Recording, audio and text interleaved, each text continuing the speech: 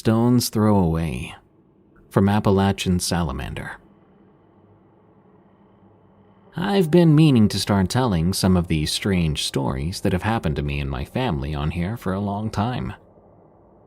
I wasn't sure where to start. That had kept me from writing about it, until now. Because now things are getting more frequent. And as of writing this, these things are nightly occurrences. I live in the heart of Appalachia, which is one of the tallest, most forested parts of the entire mountain range. We've had our share of sightings of ghosts, lights in the sky, things of that nature. But the biggest problem we have is the wood boogers, or the mountain boss, which I will explain in a moment. My grandmother and my father are from a small native reservation in the mountains. We've grown up with the stories of the entities and monsters that can hide in the hills and hollers of our land. Growing up, my grandmother never let us go outside after dark, even if it was earlier in the evening, because dark comes early here in the winter. If the sun was down, we were inside. We weren't allowed to be loud either. We couldn't look out the windows after dark or whistle after the sun set. Now, we kept cattle, and whenever a calf was born, they'd be kept inside the barn at night, no matter what, with all the lights in the barn on. Often, my dad will sit up at night, watching both the barn and the ridgeline, with his trusty rifle to make sure nothing happened, especially since predators can be attracted to the smell of blood from the birth.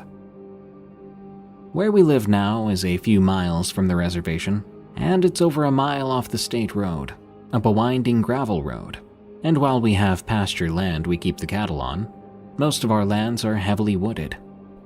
To say it's remote is putting it fairly lightly. We live about half a mile up from our grandparents on the family-owned land. It's been in the family on my grandfather's side for over 100 years. For years it seemed that most of these things were just what I said before. Stories. Different family members had stories to tell, of things they'd seen or things they'd heard. Not that my siblings and I didn't believe them. It was just we'd never seen anything ourselves. Until recently. The first time I heard it myself, my sister, father, and I were sitting on the porch having a late-night session, just catching up with one another. My sister's dog, Tony, a fearless pit bull, began to growl from her spot under the bench. She stood up and moved over to the edge of the porch, looking at the edge of the woods. Her hackles were raised in a way I'd never seen. Tony stopped growling and backed up a bit, still on her guard. But her tail was tucked, like she was afraid of something. Then came the first loud, resounding knock, knock, knock. 3 in a row, with long, probably 15-second pauses between each knock. After the knocks, I realized they were the only sound left out here. Other than that, all I could hear was my own breathing. We sat in silence, waiting for something, anything else to happen. We could hear some fallen leaves and branches moving. I saw Tony's ears perk back up. Whatever it was large, but moving back up along the ridge. From the other side of the holler, or the opposite ridge, we heard another set, deeper, as if it was a harder wood. Knock, knock, knock. This time, though, it was a set of 5, all coming from the opposite ridge. After a few moments of whispered discussion about this, the first call split the silence. They're just like you hear people talk about on Bigfoot shows. The whooping screams and calls. As we talked more about it, I learned my spouse had seen one years ago.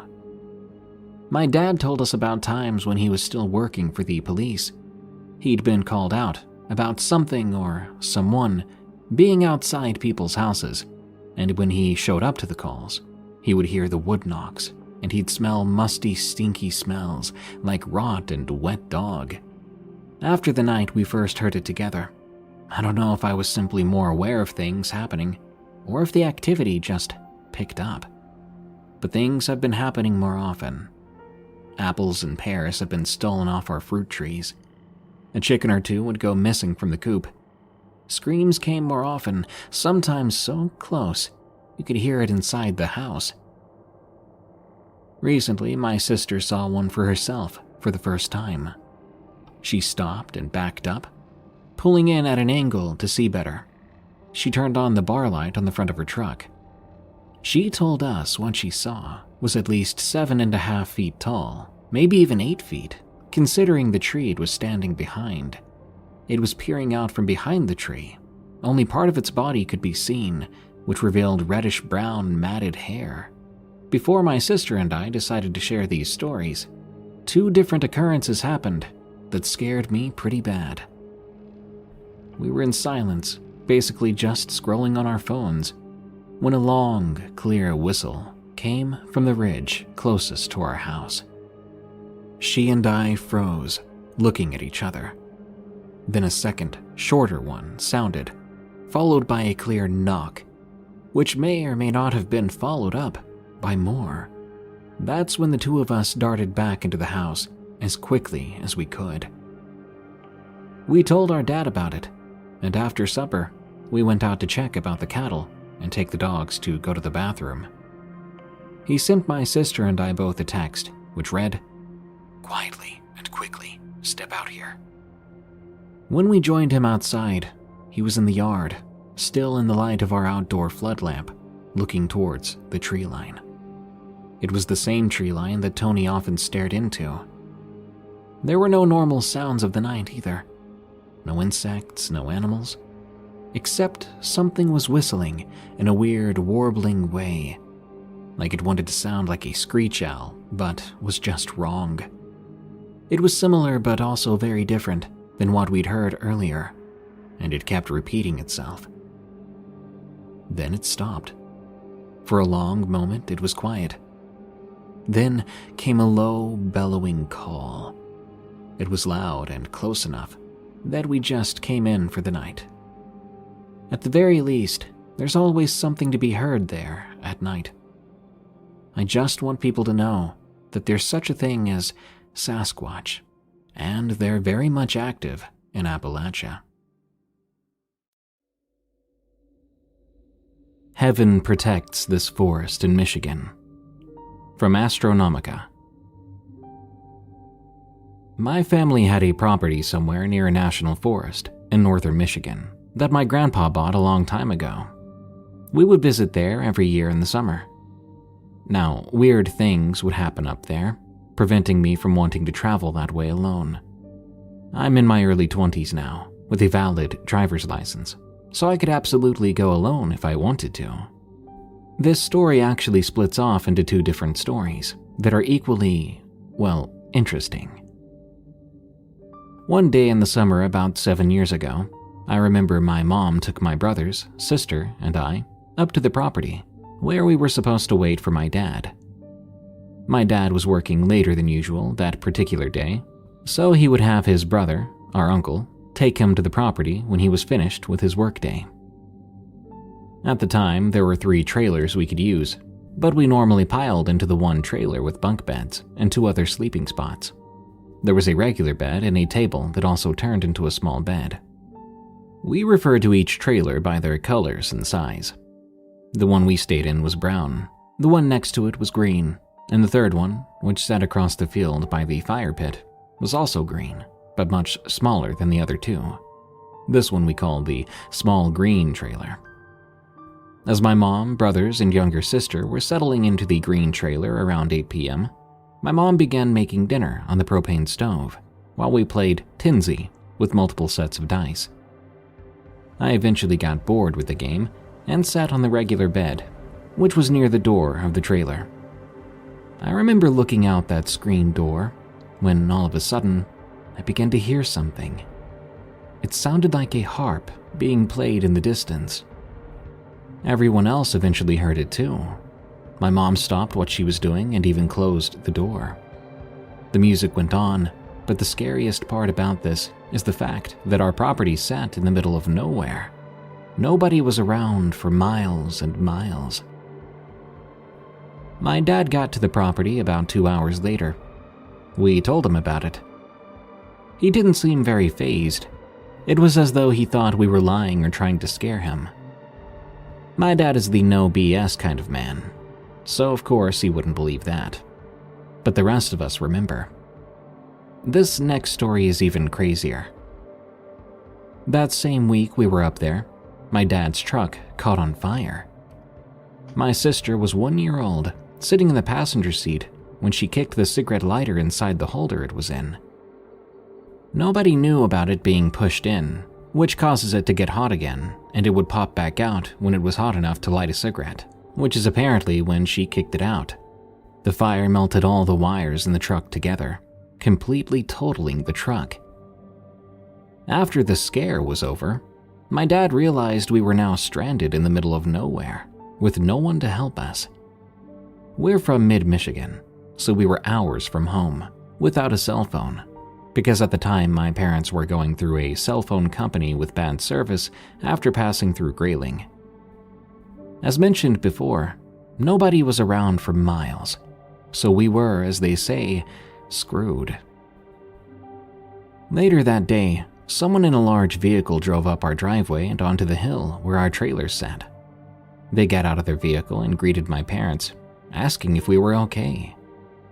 They allowed us to use their phone to call my uncle to tell him what happened and to ask him if he could come get us. Not only that, they also had multiple bottles of soda, which they gave to us so we would have something to drink. My mom offered to pay them for the soda, and although she still found a way to slip it to one of them, they refused the money many times over. This isn't the weird part, though. After my parents spoke to them, we found out that this couple knew my dad's grandfather, and they made him a promise that they would watch over his and my grandpa's property for him after he passed on. They somehow, by complete coincidence, came onto the property the same day and around the same time we needed help. Mind you, we had never seen or heard of these people before in our lives, and after that one day, we would never see them again. And to this day, I still never caught their names.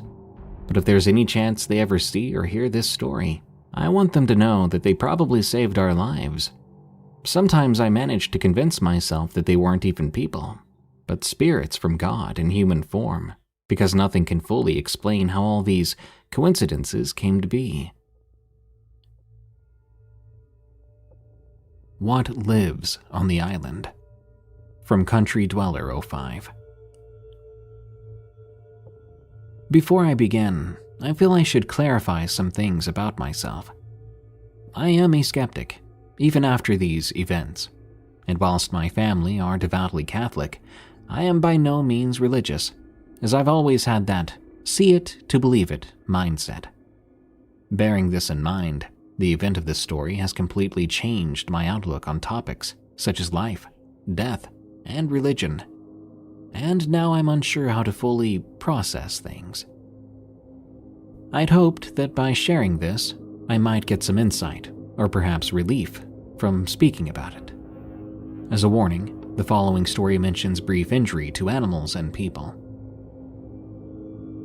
Growing up in Ireland, there are many places worthy of exploration and rich histories, as well as beautiful views. As I've gotten older, friends have often come with me to explore these places. The typical group I go with involves my boyfriend, A, and 3 of our friends, J, M, and H. At 10:30 p.m., we met up at the local McDonald's car park, each of us decked out in hiking boots, combat trousers, heavy coats, hats, gloves, and torches. We took our exploration trip seriously, having encountered our fair share of antisocial groups, and, on one occasion, a very angry pigeon that resulted in the small scar above my eyebrow. In our naive minds, we were more than prepared for the night ahead, leaving little room for things to go wrong. We'd all crammed ourselves into my boyfriend's Land Rover, setting off towards our location of the night. That was an 11th century monastic site, hidden out in the countryside on a small island in the middle of a lake, reached only by an old rickety bridge. Eventually, 1 hour, 5 wrong turns, and a loose sheep later, we came to the bridge that led to the ruins. When I call it a bridge, it was, in reality, little more than rotting planks of wood thrown together to create a 20-meter or 65-foot long walkway that stretched across the shallow lake to the small piece of land home to the monastery. On the other side, we were met with the shrouded tree line that sheltered our destination, and turning to look back over the bridge, we could no longer see my boyfriend's four-wheeler due to the thick mist that had fallen upon the surrounding area. Despite what you might think, none of us found the area creepy or sensed anything dangerous, not even when we arrived at the actual ruins. For the first 2 hours after our arrival, nothing out of the ordinary happened. We all spread out over the place, seeing it for ourselves and finding some cool stuff. Things were going smoothly until about 2 a.m., because that's when M began screaming hysterically from the other side of the island. This side of the island was bare of trees or ruins and was nothing more than extremely arid soil, so we'd found it odd that M would be over here at all. Running over, we saw her sitting on the ground, pointing wildly to a pile of rocks that I'd missed on my first inspection of the area. Upon further study, however, it became apparent it was not a pile of rocks. Rather, it was a pile of small but very dead animals. The smallest of these animals was a little mouse, and the largest, a fox. These animals had very clearly experienced gruesome deaths, with eyes gouged out, lacerations along their abdomens, limbs torn off and added neatly to the pile. It's important to note that there are no large predators in Ireland capable of doing something like this. Those dead creatures stank, but I found it very hard to look away from them, and I stared on, confused. We asked Em if she had seen anything else, but she was adamant that she had been wanting to take a second look in case she found anything out here, and instead found these animals. Nothing else had caught her attention, apparently. Nothing else had seemed odd. All of us were admittedly a little shaken and creeped out. I felt a nauseous sensation pulling in my chest. When 4 a.m. came, we had finished up and we were preparing to leave the area. The events of 2 hours ago had been pushed to the backs of our minds, and we were laughing freely at whatever stupid tales H was recounting. Until, at least, we all at once picked up on the dead silence of the surrounding area. I mean, there wasn't even a breath of wind or a ripple of water against the shoreline, only 10 meters away from us. The tree line was mute. This was unlike any lack of sound anyone in our group had ever felt, and right away, we had feelings of unease and panic. We froze up, before eventually turning back to the tree line and staring in fear. J.H. and I had pulled out our pocket knives. We were all shining our torches carefully along the dark line of vegetation, searching for any movement. It was this very moment that my life changed. I saw what was upon first glance only a shadow, but shining my torchlight over to it, it was very clearly the figure of a very tall, very lanky man. He must have been around 6'7", and he stood with a hunch. But what scared me the most was his skin. He was covered in lacerations, and even charred in places, rotting away from his very own bones. He was missing his left arm, and his lips had seemingly rotted off to reveal a gaping hole of a mouth. This man had no eyes, only torn flesh around his sockets, suggesting they had been carved out, just like those animals. The drive back to the McDonald's car park was silent, and no one spoke a word of goodbye to one another as we parted ways. A drove me home, and when he pulled up outside my house, he grabbed my hand. "Look, I don't know what you think you saw back there, but I swear, we didn't see anything. We were all hyped up and a little bit freaked out. It could have been a trick of the torchlight. Just get some rest. I'll see you tomorrow," he told me, kissing me gently on the head. I believed him. He was probably right, after all, so I decided not to think on it anymore Until last week, I had a dream about the island. 3 nights ago, before writing this, I made A take me back. We arrived at the other side of the bridge at 8:15 p.m. I didn't see anything. Deciding that wasn't enough, though, I continued on to the ruins, despite A pleading for me to leave. The second I got to the monastery, a wave of a scent of rotting flesh hit my senses, and it took all my strength not to empty my stomach there and then. I forced myself to look around, and at first I saw nothing. But as I turned back to leave, I saw, out of the corner of my eye, a tall figure standing by the collapsed stone. I don't think I could have even faced it, more than that. Ignorance is bliss, right? I regret going back to that place. For your information, I don't take any types of drugs or medications. I'm not prone to mental episodes, and both times I was very much aware of my surroundings, and I will tell you, what was there felt very real. Despite this, every part of me wants to believe it was a figment of my imagination, to just move on from the experience, but I can't.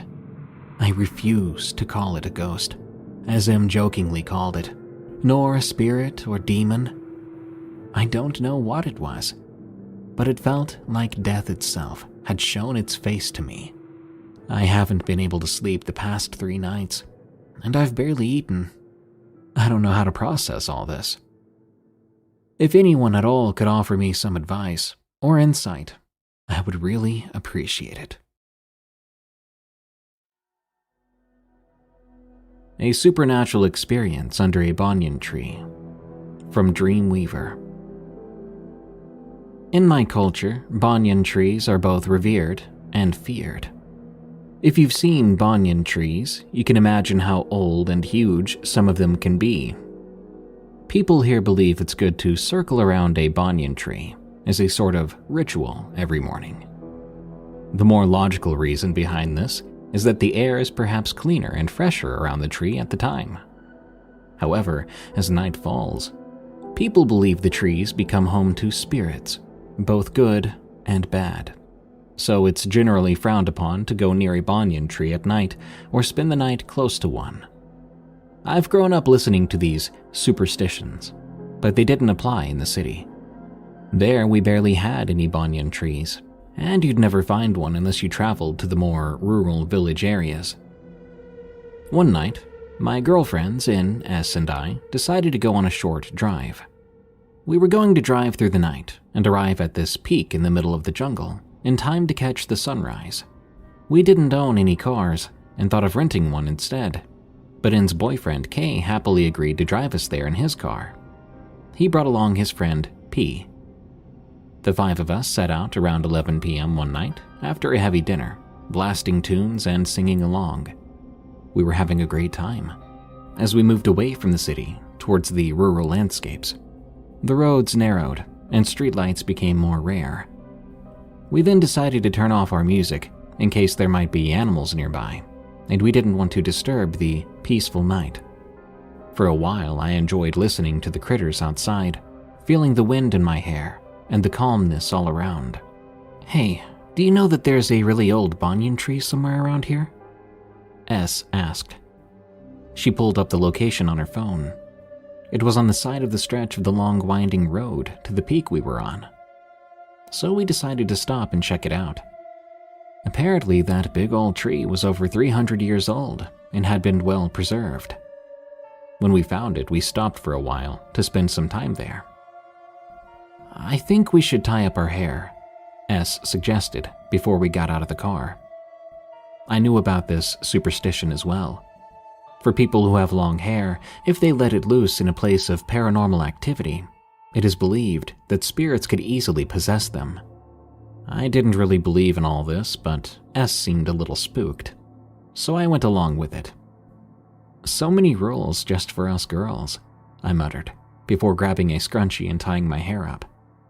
S put hers up in a loose bun.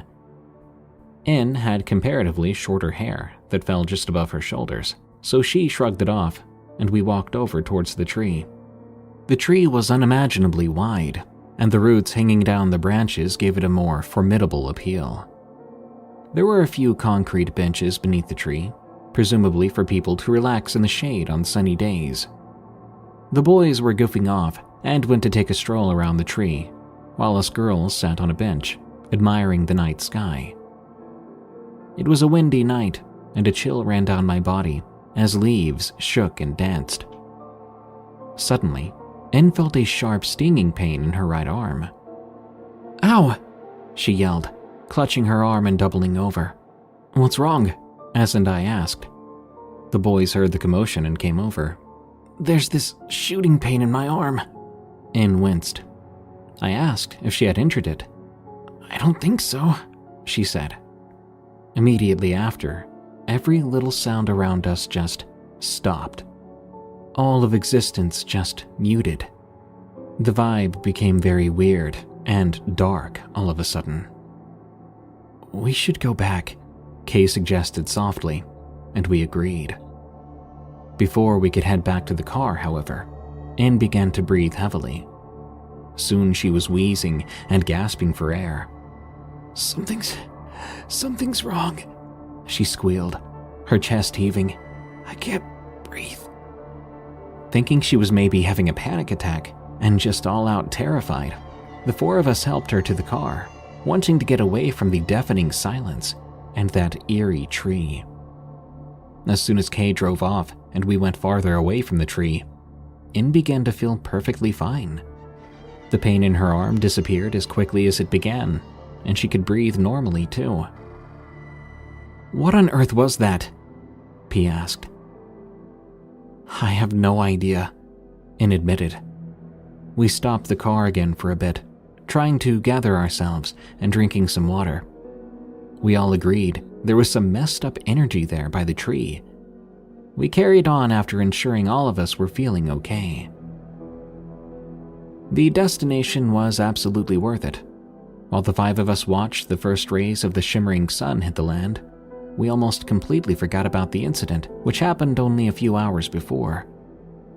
We sat there for a couple more hours, taking in the view and finally deciding to head back. It was sunny out and well into the morning, so the countryside was already up and about as we drove.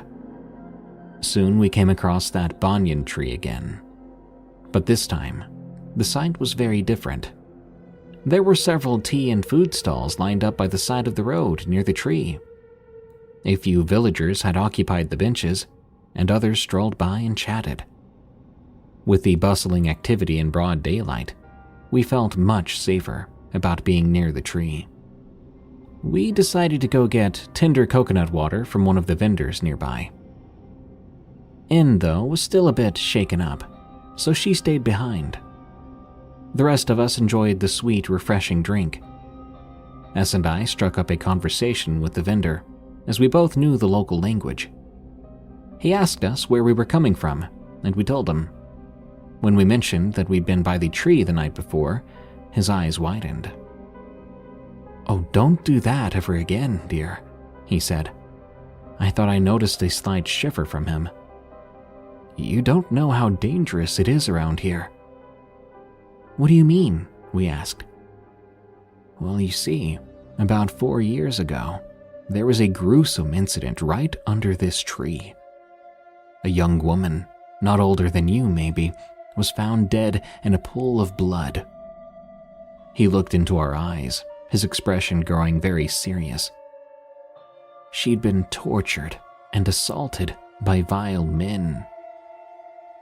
When he said this, my stomach turned. It's never easy hearing about incidents like that. The vendor looked at the ground near the tree as if remembering. "When we found her, her right arm was twisted and broken.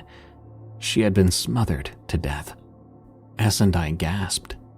We looked at each other, utterly horrified.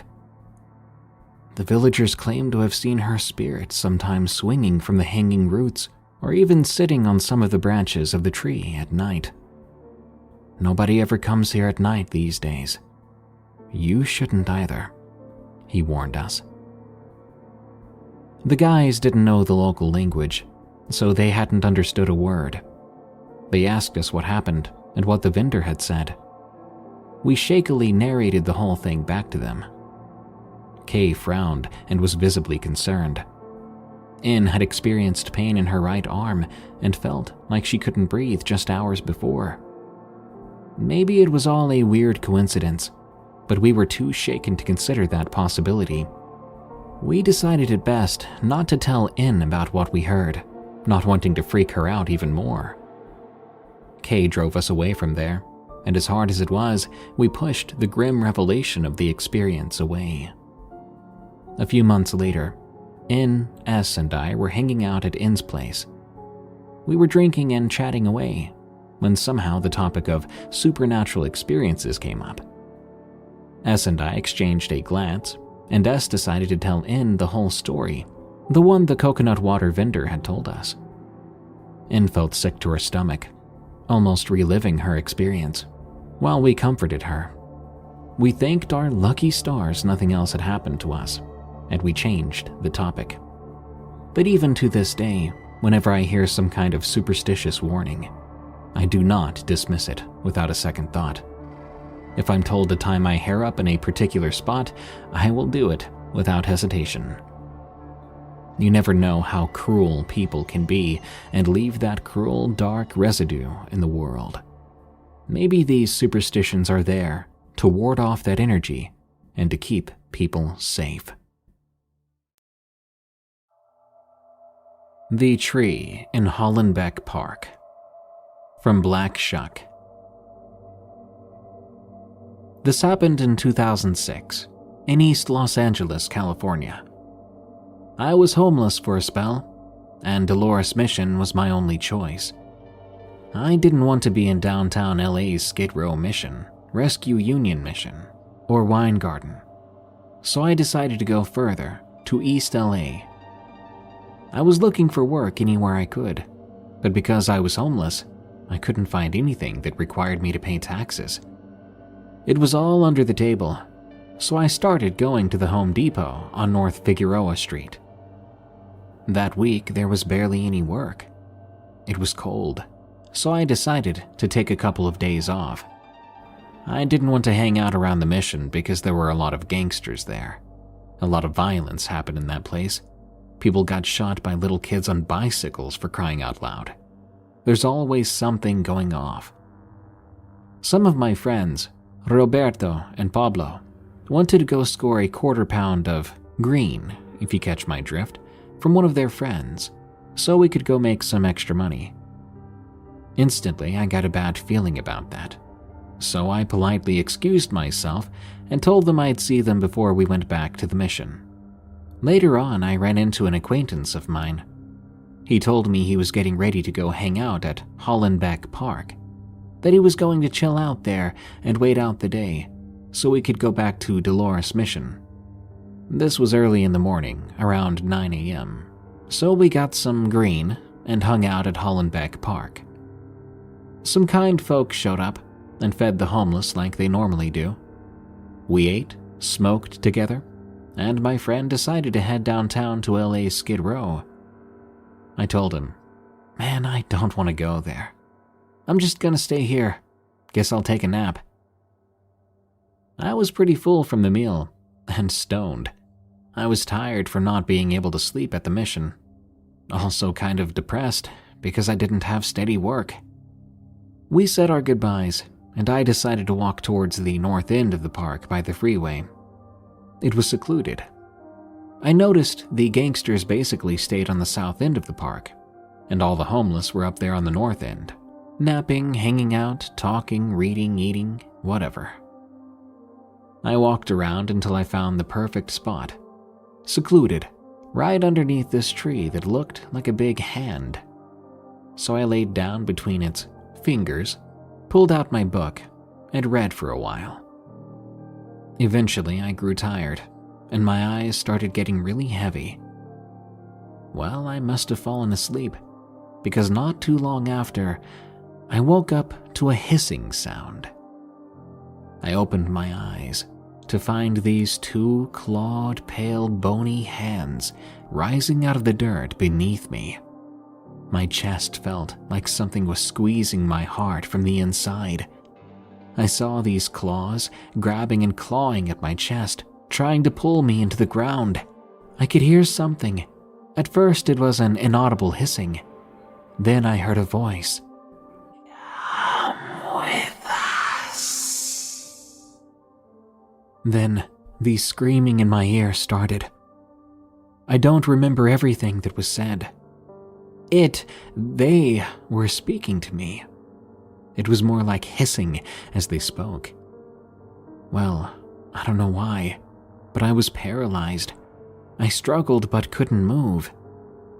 To this day, I don't know what it was, but the voice was definitely female, and if I had to guess, the accent was Japanese. Eventually, the paralysis broke. The hands were gone. I had scratches on my chest and back where I felt whatever it was squeezing at my heart. I was covered in red marks and pain. Needless to say, I never spent another afternoon at the tree in Hollenbeck Park. It seems a bit cold for kite flying at night. From Kate R. Maybe not the creepiest tale you'll hear today, but a true one, and a recent one. It happened not too long ago on my drive home from work. My home is a disturbingly normal suburban college town, a sleeper community in central Ohio. My job, however, is at a massive factory complex, located in pretty much the middle of nowhere. It's a pretty setting, filled with wildlife, like foxes, bald eagles, even bobcats, but still relatively rural.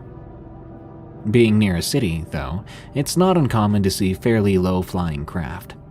And I've been given a near heart attack numerous times driving home due to what seemed like strange lights in the sky. However, after a few moments of observation, it always becomes clear that I'm seeing a plane coming into some landing strip, or even a radio tower reflecting strangely in some clouds.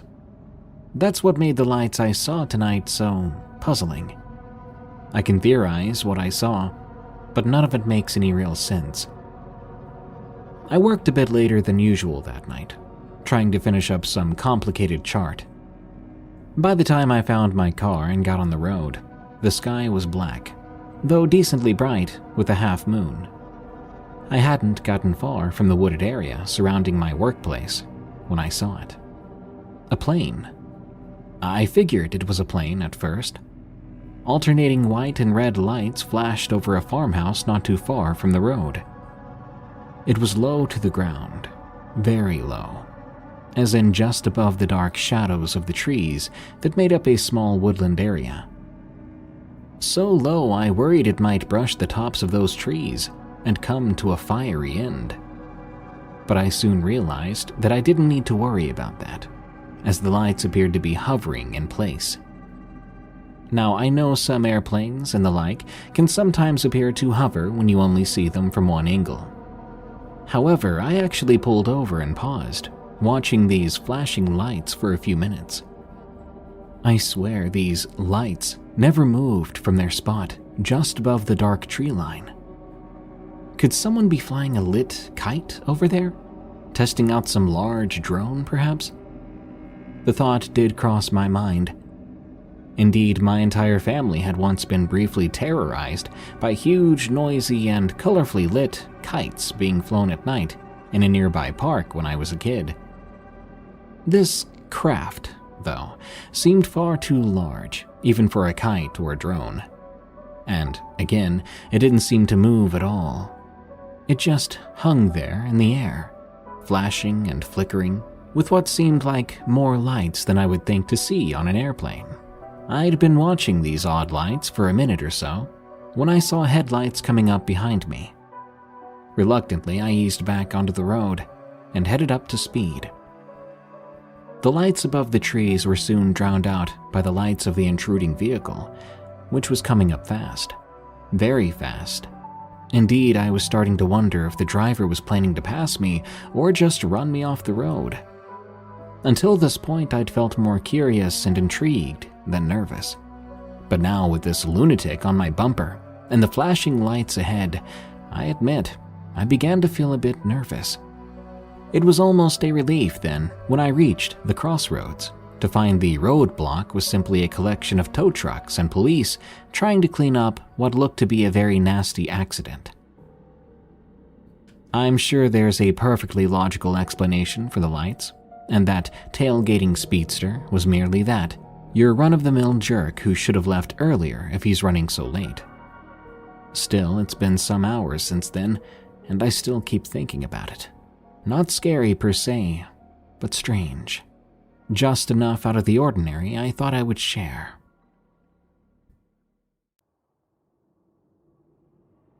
The Happy Place, from Vansh Sharma. I used to wonder about the world's many secrets, which were just waiting to be seen. I never thought I'd experience one of those secrets myself. I was 17 years old, living in New Delhi, India. I used to live in a small place called Karawal Nagar. There was a small forest divided from suburbs via the main road. The forest was a place where Delhi police trainees used to do all the drills and training. Me and 2 of my friends used to go there, as the place was open for all. We 3 had found a spot surrounded by big trees. It was raised from the rest of the place. It was our happy place. Let's call my friends D and S. We were used to spending hours at our happy place after some months of visiting there. Soon it was August. The forest was flooded because of the 5 continuous days of rain we'd had, and the river nearby didn't help either. The police trainees had left the place, so it was all ours for the time. The forest had many pits, but we knew the place like the back of our hands. We knew where to put our feet. We knew how to step on our way to the happy place. After the flood, there were people who claimed they saw or heard creepy things. But just like any teenagers, we were careless, because we had never witnessed anything out of the ordinary, nothing paranormal. One day, my parents were going out of town for 5 days. I called over D and S to stay at my place. That first night, we came up with the worst idea of our entire lives. We agreed to go to the happy place at 1:30 a.m. We were ready. We took our phones and some bed sheets, and we planned to spend the night there. We reached the place at 2 o'clock. We were joking about and laughing. This was the first time we were there after sunset. Now, before I go on, I'd like to explain something. In India, there are many different types of demons with different names, like Bhut, Prait, Shaitan. But what I'm about to describe was like nothing we'd ever heard of or read about before. Anyway, after an hour or so, we were all laid back, stargazing. Suddenly, S got up, telling us that he had to go smoke. He went off somewhere nearby. It was then that everything got very weird, because even after 15 minutes, S didn't come back. I told D I was worried, and suddenly the bushes started to shake. S was kind of bad at pranks like this. We thought it was his weird attempt to scare us. We went over near the bushes, and we heard creepy growling and screeching and moaning sounds.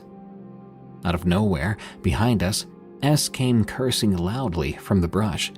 He was upset because apparently he had lost his favorite lighter, said it was in some puddle as we turned to look at him. With a scream, I felt a strong pain in my spine, and I swear then I felt my feet lift off the ground. All at once, something pushed me away as I was tossed back to the forest floor. I was dizzy, but I stood up. I saw S standing there completely shocked, mouth wide open. He suddenly rushed over to D, who I saw was now bleeding from his head. From what it looked like, he had been knocked over, and his head had landed on a rock which we were lying near earlier.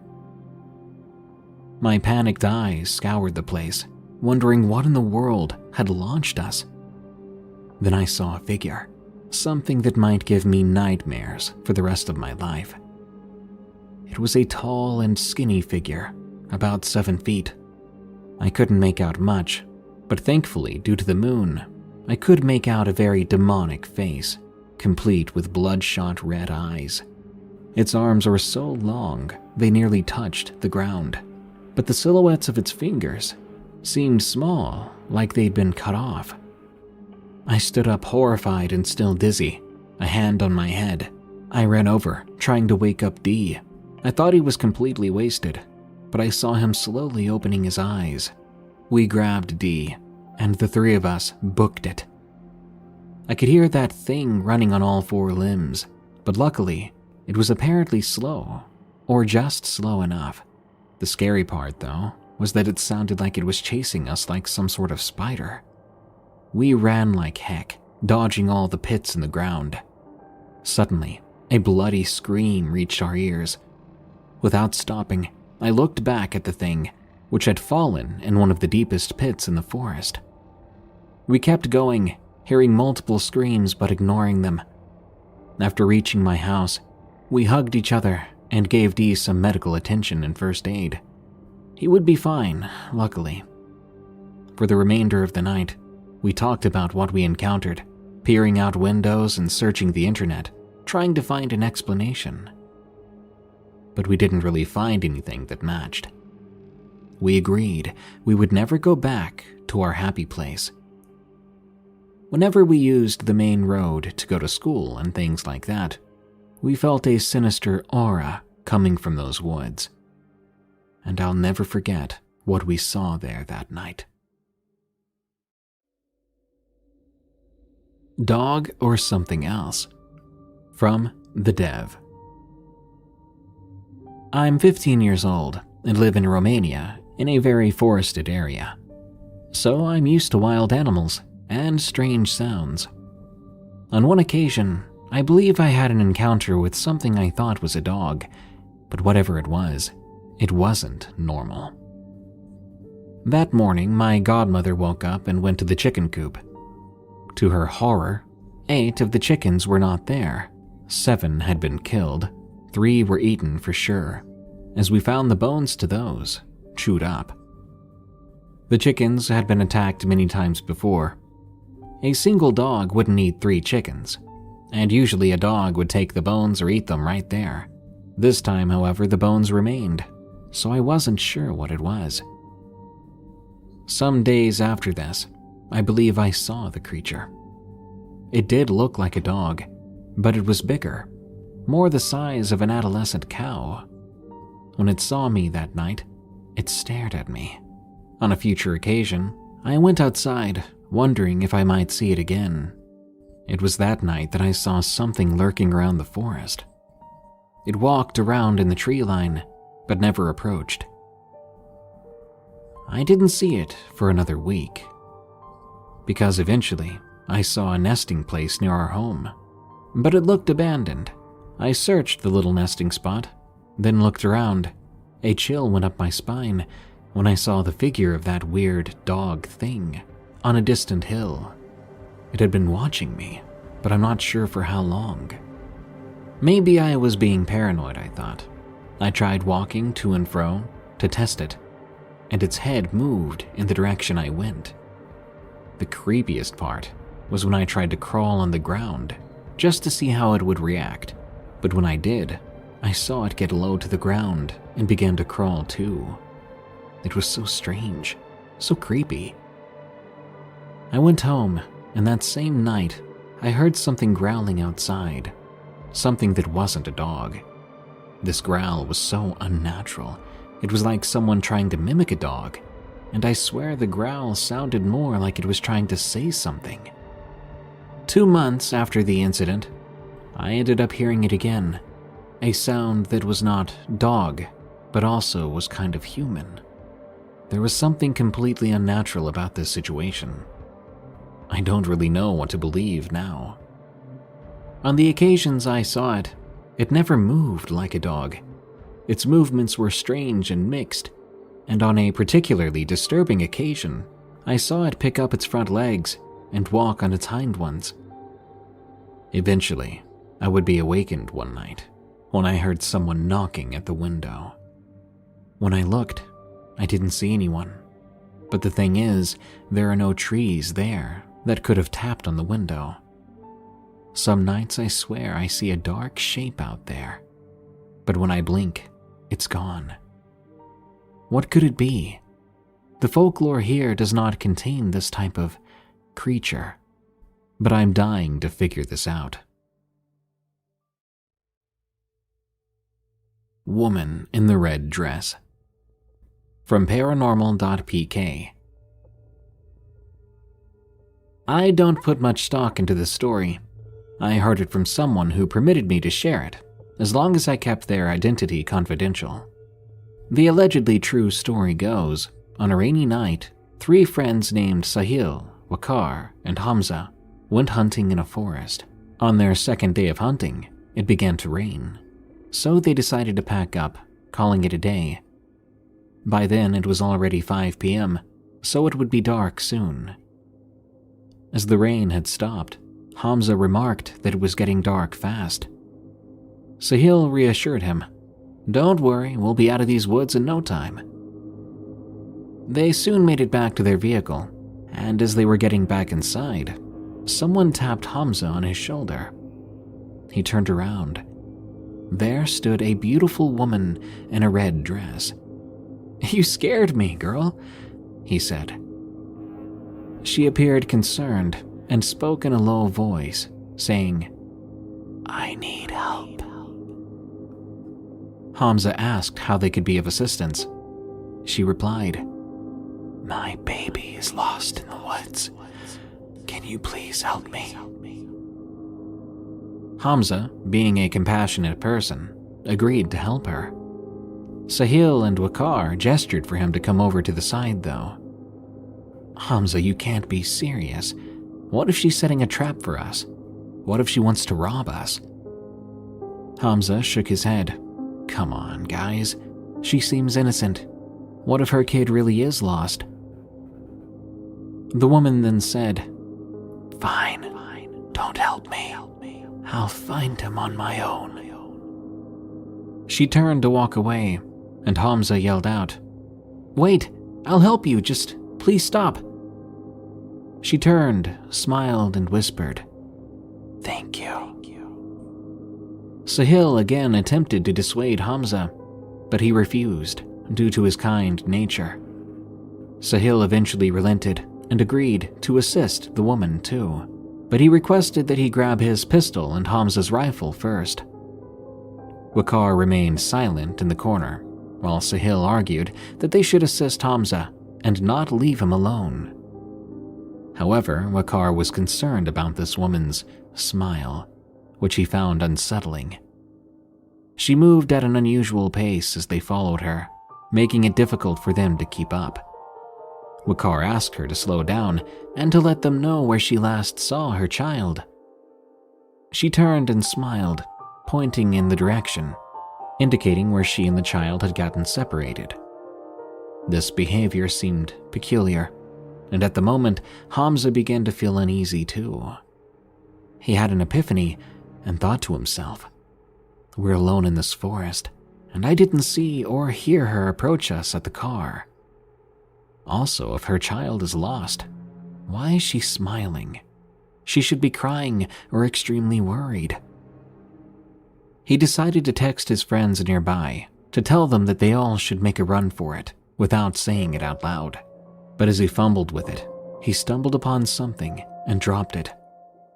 He leaned down to retrieve it, and a chill ran down his spine when he saw the footprints that the woman was leaving as she walked. They faced the other direction. He quickly stood up and yelled, "Run! She's a witch!" However, before his friends could react, the woman turned her head 180 degrees and let out a sinister laugh. Fleeing for their lives, they could hear the sound of her footsteps and her voice calling out their names. Finally, they made it back to their car. Sahil quickly turned the ignition. However, as they were about to drive away, a knocking sound came from the window, startling Sahil. He looked over and saw the same woman keeping pace with their car as they drove away, and she was laughing. In that moment of terror, Sahil began reciting verses from the Quran, and miraculously, at the same time, the woman slowed down, and they were able to escape the woman's grasp, leaving the forest alive. After the friends escaped that encounter, they did not speak of the event for years. Eventually, they would recount the tale to my sheikh, or religious scholar. The memory of that eerie night will haunt them forever.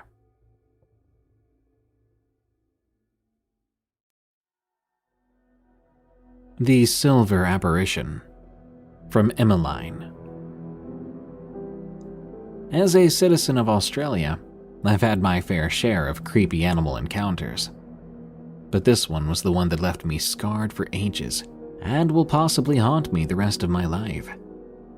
Most of my family lives in the outback, and even they have not encountered what I encountered that night in the bush. I've heard a number of encounters where animals have gone missing and come back with large scratches, which are unfortunately most of the time infected and often leads to them passing away. Because most of my family lives in barren and remote places in NSW, my parents forced me to move to a more urbanized area. For privacy, I'll just refer to it as my town, where I could get a better education, make more friends. At first, I was upset, but when I saw my new home for the first time, I was excited, even with the anger from moving. The first thing I noticed when I saw my house was the bush that backed onto the back fence. I was honestly shocked. My parents had respected part of my wish to have a place to hide and explore. I'll call the bush here Echo Vine Bush. I'll skip all the rubbish about moving in and all that. After a few weeks of getting to know the neighborhood, my parents finally let my impatient self into the bush so I could explore. Once the gate was opened, I was let out with a backpack with survival gear and heaps of snacks and books. As I wandered the bush, I was stunned by the amazing plant life and animals that scurried across the forest floor. As I ventured farther and farther out, I began to feel a chill at the back of my neck, a feeling of being watched, even being followed.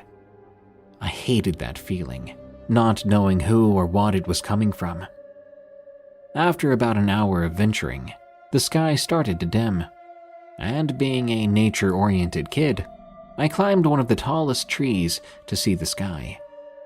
It was a beautiful gradient of blue to pink, almost surreal. As time passed by, the chill on my neck dissolved, leading me to believe it was just my imagination, and possibly me just exploring a new place. I soon lost track of time. I sat in the tree gazing at the sky for what seemed like hours, watching the last rays of the sun disappear into the horizon. Once the sun was down, only a sliver of light was left, making me scramble down the rough branches of the tree, racing to get back home on time. Once my feet hit the crunchy surface of the ground, that cold chill came back. This time, it was more present and persistent. The chill didn't waver. It was as if the temperature had suddenly dropped to below freezing. I snuggled down into my jumper, hoping to dissolve that cold feeling. As I walked back, I was especially aware of my surroundings. Then, all at once, from one step to the next, the sounds of the crickets died, and all the animals went still. I knew then there was something out there with me. I began to walk faster, when suddenly, this silver shadow appeared in my vision. It was so odd, I was trying to decide whether it was real or not. But it decided for me, when a voice came from it. I stood there, terrified and transfixed on it. Emily. It was speaking my name, over and over and louder, until I cried out, "Who are you? What do you want?" After a pause in its chanting, the silver shadow moved closer to me. Suddenly, I stumbled over a branch and landed on my hand. Adrenaline pumped through my body, causing me not to notice the bone sticking out of my wrist. As I struggled to get back up, the shadow followed me, pursuing me, cornering me. It was too much. I started to panic, taking shallow breaths. I tried to clear my head and stop struggling. As the silver shadow cornered me, my mind went blank. I was so scared, I screamed and passed out. When I came to, I was in an ambulance. There was blood on the paramedics next to me. I tried to sit up, but the effort caused me to black out again. To this very day, I don't know what that silver shadow was, or if it's still there. All I know is that if you go to NSW, beware of the bush, beware of the silver shadow. Ever since then, I've not gone back into the bush.